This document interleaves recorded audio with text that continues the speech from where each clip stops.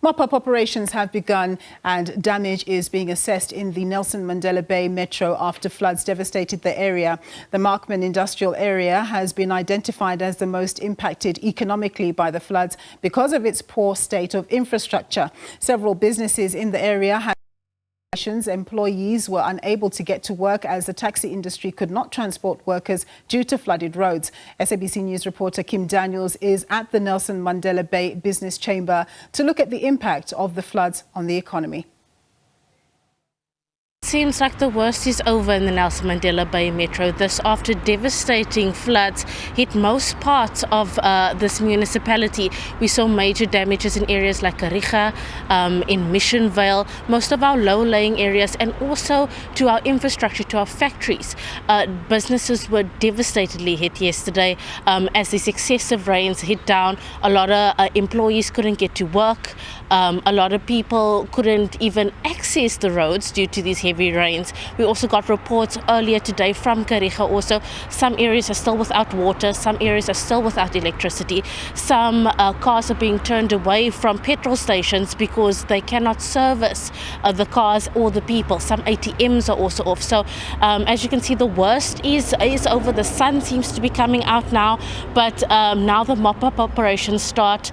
The surviving what we went through started. And if we can remember, just 4 months ago in June, this exact same thing happened here in the municipality. But I am joined now by Denise from the Business Chamber here in the Nelson Mandela Bay Metro. Denise, thanks for joining us. Thank you. Just tell us how bad was the impact on businesses in the Nelson Mandela Bay Metro? Yeah, so the impact is quite huge when you consider it's the second flooding event that we've had in just 4 months, and we've actually gone out to our members to survey the impact across our geographic clusters, and what we found is that almost 100 businesses responded, and at least 30% of them had some damage that was done to their operations. And then even worse was the high levels of absenteeism, which were very high, which resulted in many manufacturers not being able to run their operations, and that is send employees home. Obviously many employees were affected because of the areas where they come from, and also that they couldn't get to work because taxis couldn't access those areas. So the knock-on economic impact is quite significant, and I think our view is that a lot of this can be prevented if more proactive measures are undertaken in terms of infrastructure maintenance, such as cleaning the drains and removing alien vegetation. Denise, as you mentioned, there were, or 4 months ago rather, a flood did hit our area. Did businesses survive then? How are we doing in between then and now? Did we kind of make up for last time for what we did lose in the floods, and now flood hit us again? Like, where are we at economically? No, economically, I think we're in a survival emergency, because you must remember as well, we've had load shedding. Okay, fortunately, it's been over 200 days without load shedding, but that economic impact, manufacturers in particular, have not recovered from that. So all these other knock-on events that happen, they all cumulatively don't paint a very good picture in terms of the sustainability of manufacturing, because then your export orders cannot be met, and also when you lose production and loss of wages as well, the impact in terms of communities and their family members. When you've lost those wages, you've lost them.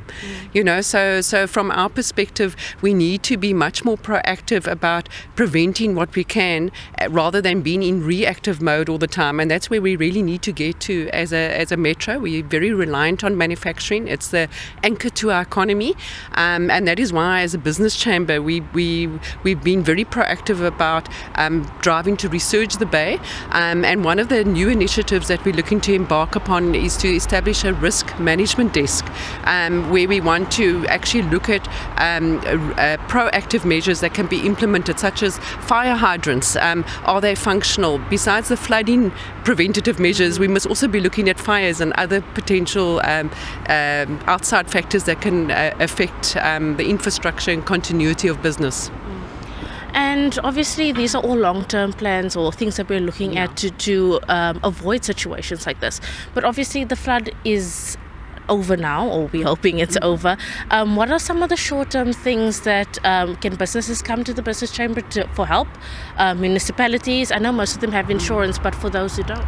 Yeah, so what we're doing is our focus right now is on community members that have been impacted by the disaster.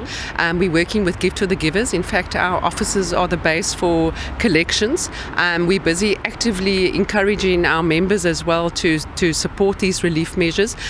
We're particularly looking for toiletries, we're looking for blankets, non-perishable food items, baby care products.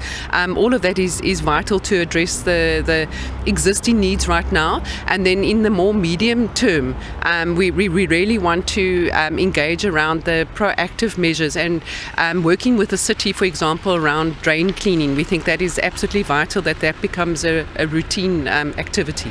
Denise, thank you so much for your time. Thank you. Well, that was just Denise from the Business Chamber CEO, just saying that they're not only just looking after the businesses in the area, they're also looking after the people, calling on their members, the members of the chamber, that is, to bring in non-perishable foods, clothes, baby items, just to provide some kind of relief for these people who have been affected. Thus far as we know, that the SABC knows, 3 people have died thus far. Over 3,000 people have been evacuated and 19 safe havens have been opened. Those are schools, churches, halls, just to house these people temporarily until a more solid and permanent plan is put in place. But for now, it's back to you in studio.